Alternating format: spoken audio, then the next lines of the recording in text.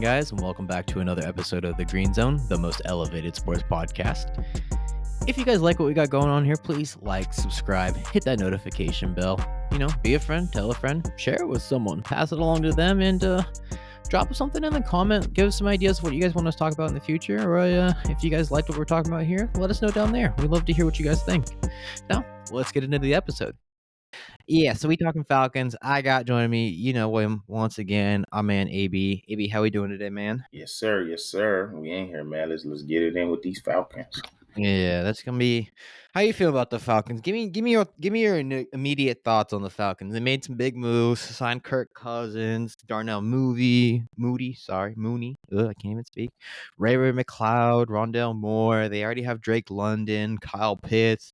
Wide receiver core is looking kind of nasty. New head coach with Raheem Morris. Give me your initial thoughts when you think about the Falcons this year. Initial thoughts right off rip, and we didn't disagree on this like in the past. They should have traded for Justin Fields, bro. They should have fucking traded for Justin Fields, especially if all they had to give up was a 6th round. They could have gave up a 4th rounder to get Justin Fields. But that's first reaction. But after they drafted Penix, I'm gonna just let that one go. But Kirk Cousins, I wasn't mad at the move. I feel like it just keeps him relevant. But I don't know. I guess it depends on, do you want to just make the playoffs and be a relevant team, or do you really want to win the Super Bowl? But I think it keeps him relevant. I think the team that they have surrounding him is better than the team that Minnesota had surrounding Kirk. And Kirk kept Minnesota relevant as far as they a playoff team, right? Yeah. And then the division that they're in, I damn near think it guarantees them a playoff spot. Like you said, dark horse. I think the Panthers are a dark horse. Not Atlanta. Atlanta should be that's what a dark horse is. That's what I'm thinking. Like a team that you don't expect to do shit but could do shit in the NFC South. But if I'm looking at the NFC South, I think the favorite should be Atlanta. Is how I'm looking at it. They have no excuses, like you said. Veteran quarterback, coming off injury, but I already mentioned earlier, he coming off Achilles as Kirk Cousins, bro. Kirk Cousins couldn't fucking outrace nobody in the first place, so he don't really need a strong Achilles, right? He be in the pocket and do what he got to do. So I already think got a good quarterback, great receiving core. Okay, maybe I'm not going to say great. Very promising receiving core, young weapons, all over the place. I love Bijan. Bijan is I forgot about that fool, dude. Exactly. They just didn't use him right last year. And yeah, same thing. I don't know. Now they finally got a new whole offensive scheme. I hope they could use their weapons, but I don't think Kyle Pitts has been used right. I don't think Drake London has been used right. Like you said, they got Rondell Moore, so they got speed. They got everything. They got speed. They got big body receivers. They got versatile receivers. They got versatile running backs. Who's their other running back? Is it Ito Smith or something like that? I know they had another running back that was going off last year that was splitting carries with Bijan. So they got a team. And then defensively, I'm not impressed, right? They don't have Algier? Algier? I don't know how the fuck you say that. Oh, yeah, Algier. Tyler Algier. There we go. He was nice. So defensively, I don't like what they have to bring to the table as far as just names. I can only think about what Grady Jarrett. I think that's the only person I can think about on the whole ass defense. But what I do like is they got a defensive coordinator who I think is a really good defensive coordinator. I think he's coached offense and defense in the past. And I just really believe in his scheme. And as far as I feel like defense is 70-80% scheme, and then the rest of it is the players you have. Look at the Chargers. Chargers had all the players in the world but couldn't do shit. So I think the defense is going to be average, maybe a little below average, but I don't think they're going to suck, right? If you got a defensive coach, I hope your defense don't suck. So my just outlook and prediction for them is win the division, probably close with the Bucks as far as nip and tuck, maybe win 10 games. And then lose in the first or second round of the playoffs, which I think is a solid season for them coming off what they're coming off. They just had the 8th overall pick. But I'm going to leave it there. I'm going to throw it back to you, and then I want to definitely get back on the Penix side. I got nothing to say about that. Oh, okay. I want to push back on one. You think the Falcons should be favorited over the Bucks in the NFC South? What did the Bucks do? The Bucks didn't get better. They just re-signed Baker. The Bucks did not get better, and they barely won last year. And who did the Falcons have at quarterback last year? You want to tell me? Because I could have played better quarterback than Taylor Heineke and Desmond Ridder. Come on, bro. Come on. Taylor Heineke's not bad. I like Heineke, but they had Ridder, bro. They was playing Ridder because he was the young quarterback drafted, and he garbage. He was I mean, yeah, you're right. He was pretty Bro, shitty. you so nice. You be like, all right, he played decent. Like, bro, Yeah, he was he played okay. He played right. okay like a couple of times, but yeah, he was did not. You're right. You're right. Okay, So but what's your overall thoughts? Like, what you think? So you don't think? I mean, I'm guessing you got the Bucks favored over them yeah, for sure. yeah. Just because I mean, coming off a tough, tough tough season last year. They had to fight just to get to 9-7 to make the playoffs, and made the playoffs and won a playoff game. Beat the Eagles in the first round and managed to get the second round. Weren't they competitive in that second game too? Am I tripping Yeah, about yeah. this? So it's like they're only going to get better. That was Baker's first year there. Him and Mike Evans, Mike Evans resigned too. And I mean, it's not like I think they're going to be, oh my God. I think the whole division, because when you look at it for the Falcons standpoint, Kirk Cousins not only is coming in off an Achilles injury, like speaking from like experience, Achilles are not fucking easy to come back from. You That's like busting your Achilles doing what? Going down the stairs? me. No, I was playing football. I, Okay. I popped it on a route, dog. Like it just popped, gave out on me, and fucking I haven't ran since, and that was 3 years ago. So God damn. yeah, dude, it's not my pops. He tore his on my high school graduation, or not high school, college graduation back in 2019, and he just started running again, like maybe a couple months ago. All So right, now we going off topic, but how the fuck did your daddy pop his Achilles? Ain't he like older? What was he doing? yeah, that nigga's older. He was out of shape, and his dumbass just like stepped off the plane and pop. Damn, that's crazy shit. Yeah. I need to go Well, wrap my Achilles right now. it's you want to do is you want to make sure you roll out your calves. The tighter your calves are, and if it runs in your family, the more likely you are to pop them. So he's torn both of his. My uncle's torn his, and I've torn my right one. So roll out your calves, people. PSA. Calves, boy. Yeah. But anyways, coming off an Achilles, it's not easy, especially playing quarterback where you have to be mobile. You're gonna have defenses chasing after you, and he already wasn't as mobile as he was, as previously. So, yes, he has a lot of weapons. Can he still deliver the ball at an accurate level and be at least a semblance of what Kirk Cousins was previously? Who knows? And that's why I think the Bucs should be the favorite. It could come out and like everything shifts week one, but I don't see the Falcons all of a sudden turning great if we're questioning an untested Kirk Cousins at this point. You know what I mean? No, that's fair. That's facts. But then I guess that leads us to the whole quarterback position and drafting Penix, right?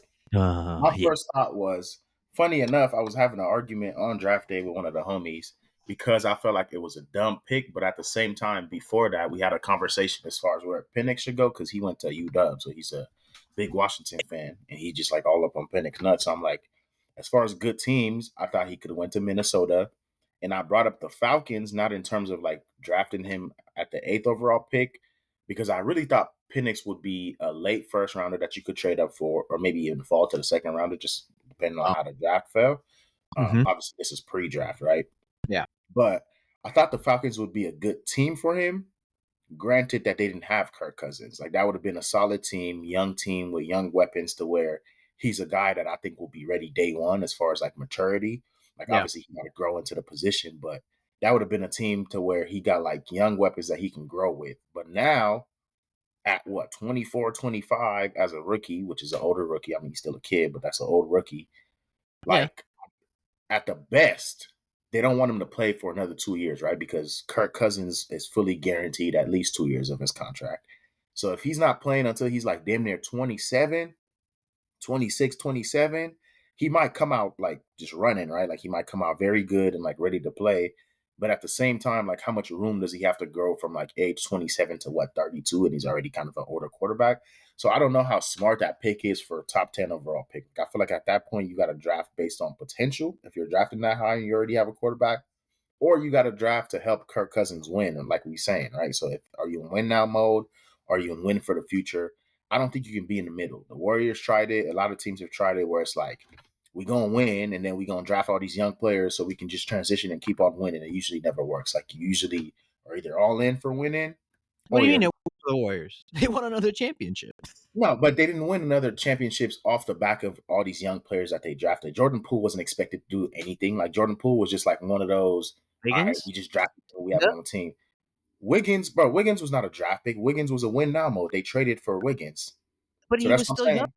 Still had to develop the system. Bro, he had already been in the league like 5, 6, 7 years, whatever it was. But like the point is, what they did for the future was Wiseman, Kuminga, Moody, all them guys. None of that shit panned out. Like a lot of them dudes are either not on the team or are not playing. Kuminga is the only one that's doing something, but he doesn't look like the Well, future that's either. the point. Well, no, that's the point. They develop them and use them while they're young, and then trade them away. And then if they or trade them, or if they can't resign them, they lose them. But they can trade them for assets, and then or get more draft picks and do it again because they have the good young developmental system to run along with the older cats. It's not the Well, same. how are the Warriors doing right now, bro? Because the Warriors Hey, sitting but at like home and didn't even make. at a certain point, it's going to start falling off, but you run with it until you can't. It's like obviously Draymond's not there, but this is if you want to equate that, I could see what the Warriors are now to what the Falcons are going to be, which is kind of just like. Well, Yeah. I mean, I don't want to get into a whole NBA talk, but I feel like my personal opinion is instead of drafting Wiseman #1 overall, whatever the case might be, you could have drafted him and traded him immediately when his value was very high. Like you could have got rid of all them people and actually got talent like I can't throw out names because these people might or might not have been available, but like let's say a Paul George type, just in terms of like player type, right? Not in terms of availability. But you're better off with players like that could have contributed to winning today and yesterday versus you got all these guys that could contribute to winning 2, 3 years from now. Steph not going to be Steph 3 years from now. Clay is already not Clay. Draymond was never shit to me. Like overrated as fuck. But I don't even want to get into basketball. Back to Falcons. I don't know. I'm not in love with the pick. I like Penix as a player. I just think he was better served going to somewhere like Minnesota where like the expectation is he could play this year or maybe next year. But with the Falcons, we got to see, man. They invested in Cousins. I want to push back on that age thing because then what about Joe Burrow? That fool was 26, 27 when he came into the league. Bro, you out your fucking mind. He's like 26, 27 right now. He wasn't 26, 20. He was 23, 24 coming into the league. Was he but 20? He was 24. He was 24 because Lamar Jackson was a few months older than him, right? And Lamar was like already in his second or third year. But Joe Burrow played week 1. That's the difference. We didn't wait 2 years to see Joe Burrow play. Joe Burrow went to the Super Bowl his second year. His second year of Penix going to be sitting on the bench. So that's the big difference. Then like you can also develop the quarterbacks. Like it's good for like I mean, who's to say, it could be multiple years. They could guarantee having Kirk Cousins, but it could also be like a Patrick Mahomes situation where he impresses so much in the first season sitting behind Kirk Cousins, they have to start him the next year. They have to eat the contract of the big name quarterback, Alex Smith, Kirk Cousins, i.e. it's a similar situation to what you're seeing. Aaron Rodgers, he sat for the first 4 years of his career. He was not necessarily he was 21, 22 when he came out, but that still puts him at 25 when he's starting, 26. Well, it's not Aaron like Rodgers is an anomaly, right? That doesn't almost never happen. It happened with Jordan Love again, so I guess, but it's an anomaly where you draft a quarterback and then you want him to sit for a couple years. And then the big difference, there's a lot of things that you're missing on there. Big difference for me is 8th overall pick, 20-something overall pick. Big difference. Another difference is we already have Favre. Favre is getting old, so we kind of want to see what's going on versus we don't have a quarterback. We go sign the highest price free agents for the highest price dollar. That's way different. Alex Smith was never a high price free agent. He wasn't signed to come be the savior of the team. He was already just kind of on the team. They made the playoffs. They was cool. But if you had Alex Smith, you knew you needed a quarterback. If you got Kirk Cousins, you might need a quarterback, but that's if you already had Kirk Cousins. You don't go out and sign Kirk Cousins and then draft a young quarterback. Like that's where if Minnesota drafted him with Kirk Cousins, absolute 100% makes sense to me. But that's because they're not investing by going to go sign a high price free agent. They already had that high price free agent. They would have had to resign Kirk at the same money either way. But, what do you mean? They didn't re-sign him though, and they would have already had him. That's my point. Like if they already had him under contract, and then you go sign, you get a young quarterback.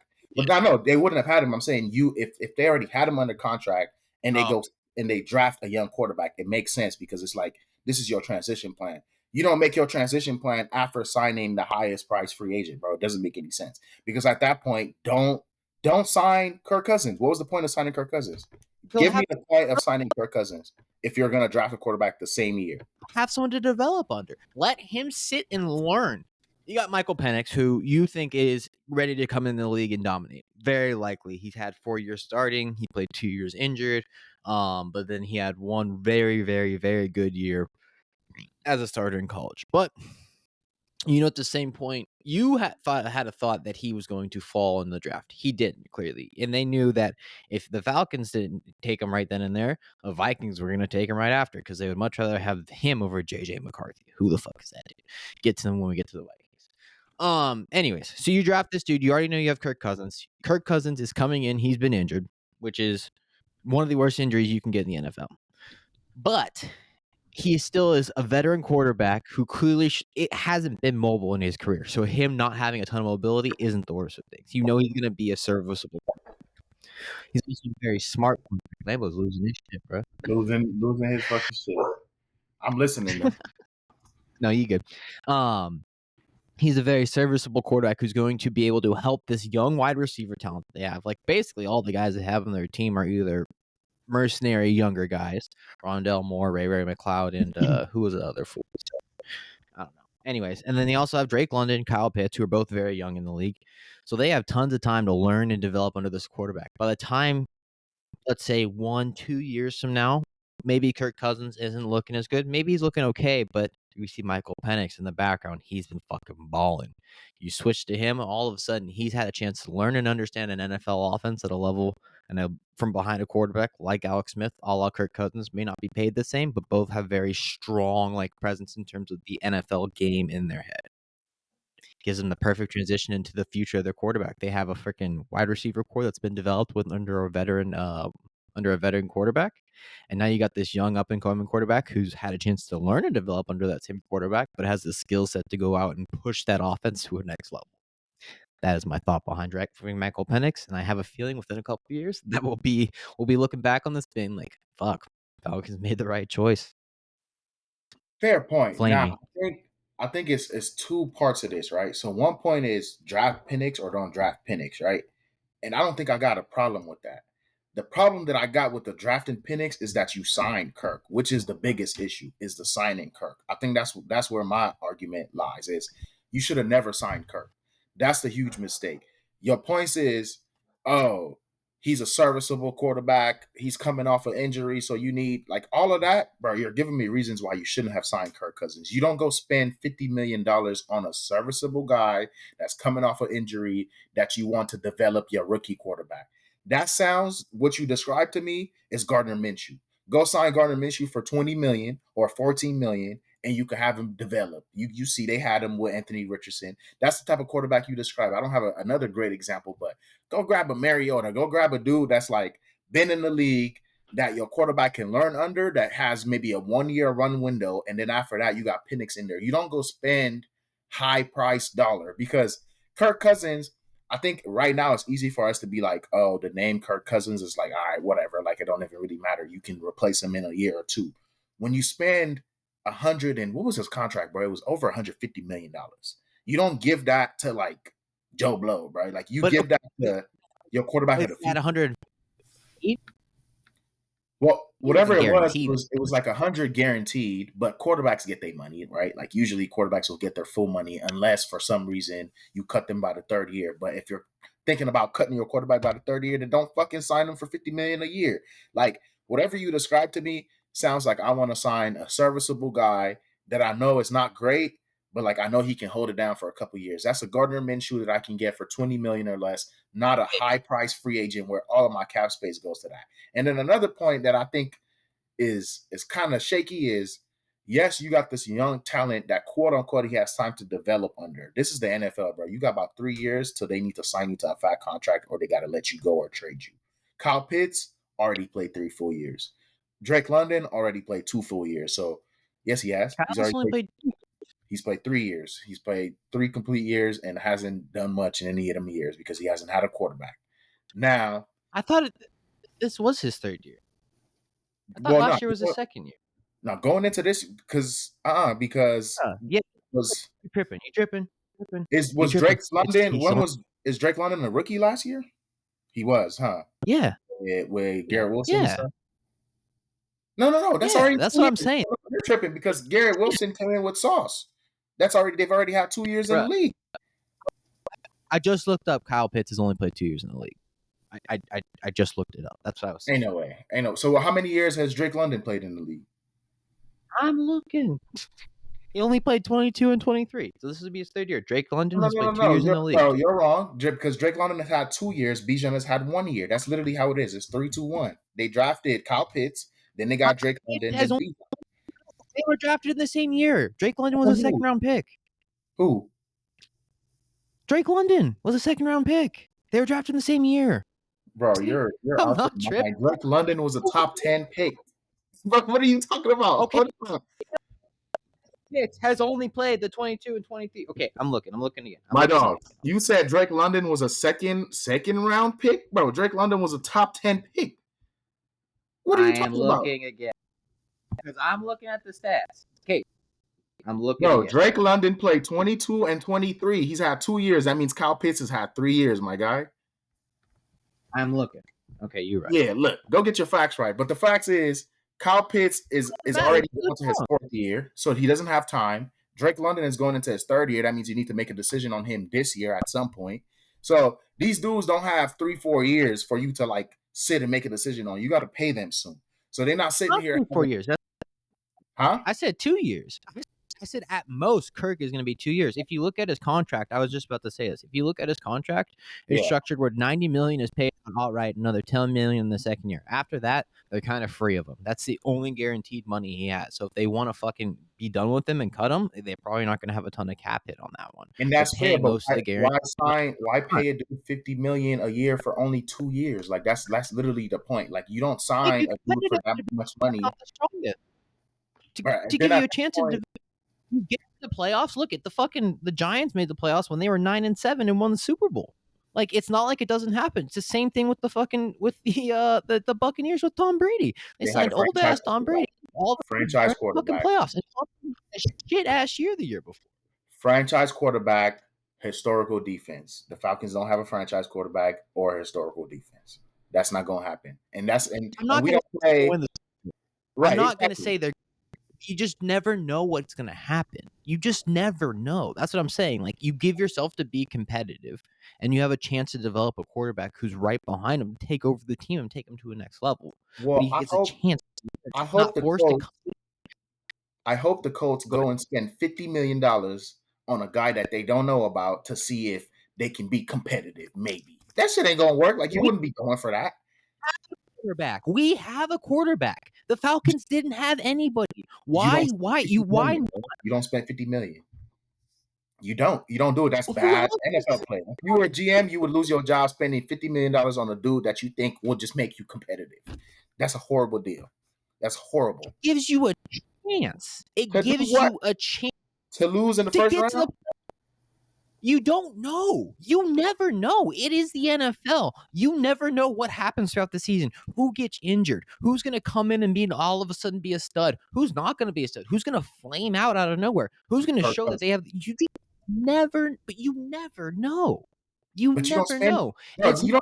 You don't put all your eggs in one basket when you never know. $50 million is putting your eggs in one basket. That's why they signed fucking Michael Penix. They're not stuck to Kirk Cousins for the rest of their career. Like they're not stuck to him. He's not the franchise quarterback for the rest of their fucking next 5 years. They have 2 years guaranteed money. They're paying him 90 this year overall, and they're gonna pay him another 10, and then they can do whatever the fuck with them. It's fucking $50 million that is off the books for 2 years. Like it's $100 million that's gone. They don't need to keep him. All of a sudden, you could use your quarterback who you've only had on the deal for 2 years. You could give him the 5th year option if you have to. You still have 3 years where you can figure it out with Michael Penix. Like there's plenty of makes sense. Kirk Cousins' move is the dumbest move ever. Then at that point, because pretty much what you explaining to me is you throwing out $90 million, bro. I don't know where you from. I don't know where I'm from. $90 million is a lot of fucking money for anybody. Even LeBron James don't make, but he make more than LeBron James. He make more than LeBron motherfucking James. Hey, listen. It's over the lifetime of the contract. That's how it works. You sign your deal, you get a signing bonus. That's how like all big deals in the NFL. Deal is $100 million in 2 years is more than LeBron made in the last 2 years. Are you gonna argue that? So that's a dumb deal. That's a dumb deal. You don't give Kirk Cousins $100 million. Because if you need him for a third year, you have him for it's a 4-year contract. You can keep him for as long as you need him. It's not like if he comes out, what if Kirk Cousins comes out in absolute balling? You have the option. But hey, right now, it puts you in a place to at least do something in a weak ass division. There is not a bunch of fucking competitive teams. The Bucks, I don't expect them to go fucking 14, 15 wins. There might be 10 if they're lucky. I got talk about when we get to the Bucks. This is a question. Do you think Michael Penix in his first year can compete for a playoff spot in the NFC South? Is it possible? No. Since we don't know, right? Do you think it's possible or no chance?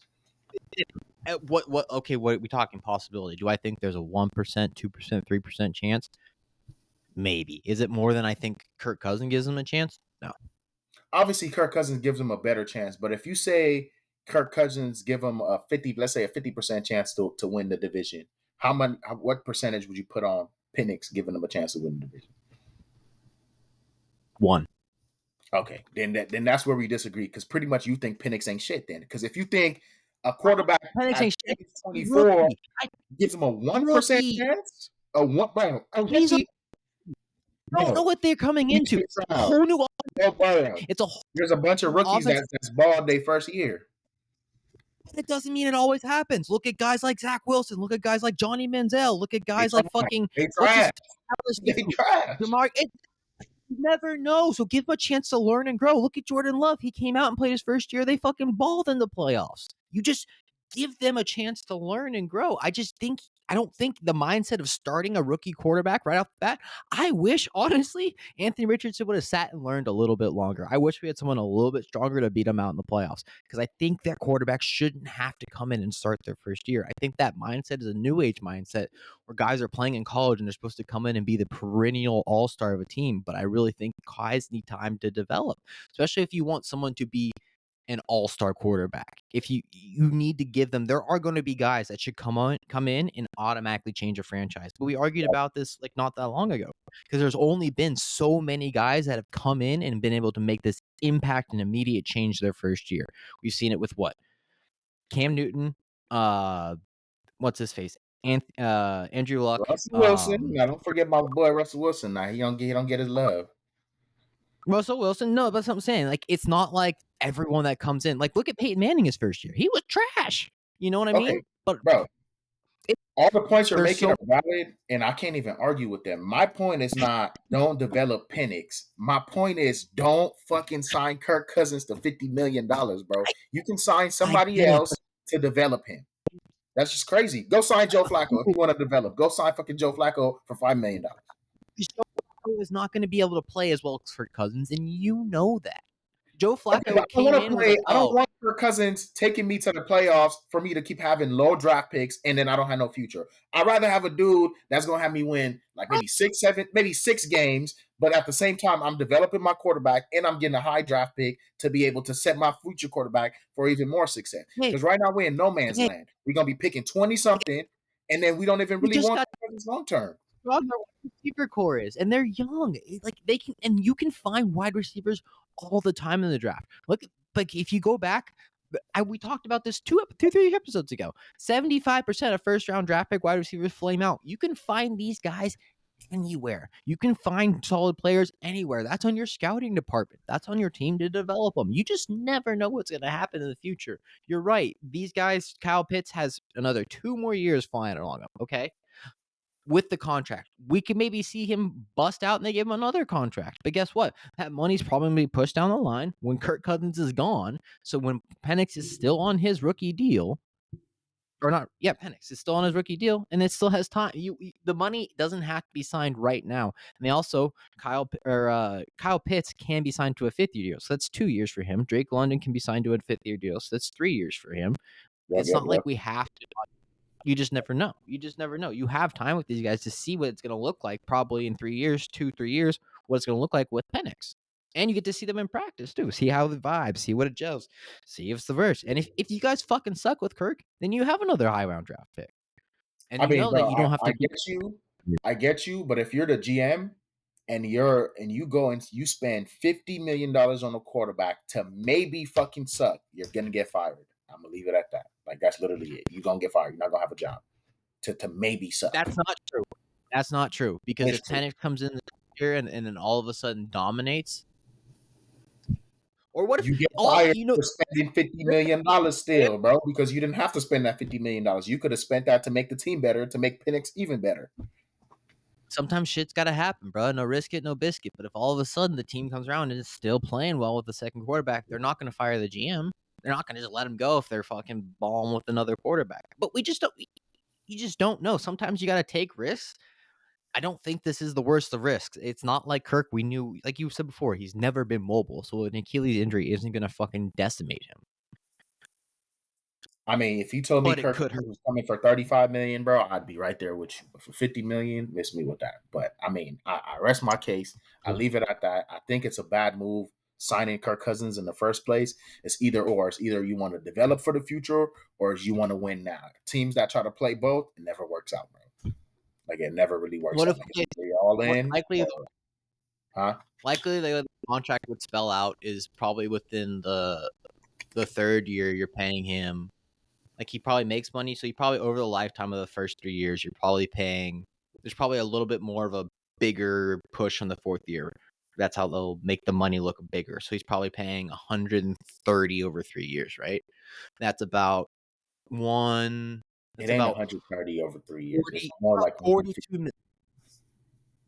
Oh, even still, that's still no, because it wouldn't be 150 because they're like I said, they're probably the average. You're averaging the 180. What I'm saying, the way they spell out this is the way they make contracts seem like they're so much bigger. It's more of an agent thing than it is with it, like the way the actual contract verbiage is. It's like they usually get a high ass guarantee with the bonus, and then they get another fucking guaranteed money for the second year. The third year is like, okay, you can play, and then the fourth year is funny money. It's probably what it is. It's probably 40 million in the book with funny money. So we'll call it 140. Divide that by 3. That's 40. What, 43 million a year? 40. Am I doing that right? 43.3 million a year. It's not like you're paying him Dak Prescott money, and it's not like him and it's more like than Dak Prescott is money, bro. That's what you're not understanding. It's more than Dak Prescott money. Dak Prescott is not making $50 million a year. What do you mean? Yes, he is. Go look at the contracts, my guy. Dak Prescott signed a 4-year, $160 million. This is a 4-year, damn near $200 million. Get the numbers right. This is worse than Dak Prescott money. Which I just spelled it out. It's really what I'm saying is the contract is really your 3-year, $140 million. Dak Prescott and 100. Okay, so he's averaging 40. What happens? Okay, so now this is Dak Prescott's last year of his contract, just like it was last year's Cousins. Do you think that next year the Cowboys should re-sign Dak for what is likely going to be $55 million? I think Dak Prescott needs to be making $15 million. That's what I think about Dak Prescott. So if you asking me, he needs to be making 15 and Kirk needs to be making 10. All right, then. But that's not going to happen. About both of them. Well, you don't pay those dudes $55 million, bro. Those dudes are not worth more than $30 million. That's not the way the NFL works. You need to have at least someone who is a good quarterback, because here's the way things are going to shake out. Trevor Lawrence, who ain't really sewn shit, is probably going to get paid $60 million a year, if not more. I'll pay Trevor Lawrence before I pay Kirk or Dak. I'll tell you that. He's younger, of course, but if there's no other option, bro, you're also saying like Kirk Cousins gonna be making that 40 whatever million you're saying. He's gonna be like 40 years old, my dog, coming off an Achilles a couple years ago, and he's gonna be trash.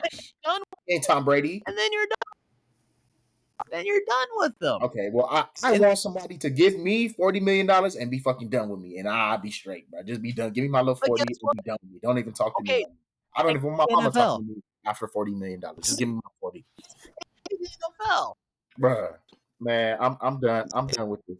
Next topic. I'm off of Kirk Cousins. I'm off of Penix. We on to the next one. But good debate. That was a good one. God damn. That's only the first one. I thought you said you ain't got no energy. You brought that. Nah, you pissed me off, bro. And my cough drops. That shit is working like magic. I'm about to pop another one right now, man. Oh, what else? What else? Falcons. Anything else we could talk about with the Falcons? I like Raheem. I really like Raheem, so I'm rooting for the Falcons. And I actually like Kirk Cousins, bro. Like, you got me shaming Kirk Cousins. I like Kirk Cousins not at 50 million. I like Kirk Cousins at 40 million to 35 million because I really think he's a solid quarterback, but not at 50 million, which is where we disagree. Like, you're paying him 43 a year. That's what I'm saying. There's probably funny. Okay, I'm gonna look at that. Okay, and then if you add the third, which is another 30 million, it averages out to 100, or it averages out to 43 over a year. That's still too much money, bro. That's still too You much. also just said 40, so another 3 million to a millionaire for, I'll take my 40 back to 30. Trust me. I understand the mindset. But it's not my money. It's not my team. I don't have $1 billion for these franchises. These contracts aren't shit. And you fine. Anyways, but yes, where you got the Falcons finishing record wise? I got the Falcons. I haven't looked at the actual schedule, but just like off what I think they should do with a healthy quarterback, if Kirk stays healthy with a team that should have a good new defensive coordinator and a good defensive mind. I got them winning the division and winning 10 games, so 10-7, something like that. Okay. I think they and then win winning 10 the division. So I got them winning the division. I mean, I think that I'm in close second. Damn. Yeah. I mean, that's not a. That's right. That's not a bad idea. I think that's either likely. I think 10 is not bad. But I do have the Bucks winning, so I probably put them closer to 9-ish wins. I could also see. Nah, I couldn't see. Could you see two teams from NFC South winning or going to the playoffs? Not this year. I can't either. That's a bad division. Don't see two teams. Unless the top two teams win, and then the Panthers and the Saints just win two games each, then maybe. But I don't see that happening. Yeah. That's tough. Hey, can I just spell this out for you real quick? This is how Kirk Cousins' contract he gets. This first year, he's going to get $62.5 million. Total next year, after the first 2 years, is going to be $90 million. So it's $45 a year. After the third year, it's going to be $135 million. So you're paying him about $45 million over the first 2 years, another $45 for the last year, which you don't have to sign up for. Bro, $135 million over 3 years. What's the average? That's you're averaging 45 a year, bro. Because 40 years, 120. So you're averaging still damn near close, bro. Point is, it's a bad contract. That's the point. I think Dak is making 40, and he's going to likely be paying 60 next year. So, and I don't think the difference between even a healthy or an unhealthy Kirk Cousins, coming off injury, I don't think the distance between the two is insane. Well, I think any team that pays Dak $60 million a year, that team is going to be sitting at home when the playoffs come, or they'll be sitting at home after the first round. So if that's what you want to do, then shit, go for it. Yeah. Anyways, all right, let's call it with the Falcons. It's gonna be a fun one to see. Honestly, there's a lot of great teams in the NFL this year. I think it's getting more and more competitive, and that's what we'd like to see in the NFL. Next on, we're moving on to Jets. I think. Yeah, should be fun. Check it out. We'll post that one soon. If you guys like this content, please consider liking, subscribing, hit that notification bell. AB, thank you for joining us, big dog. Catch you all in the next one. Peace.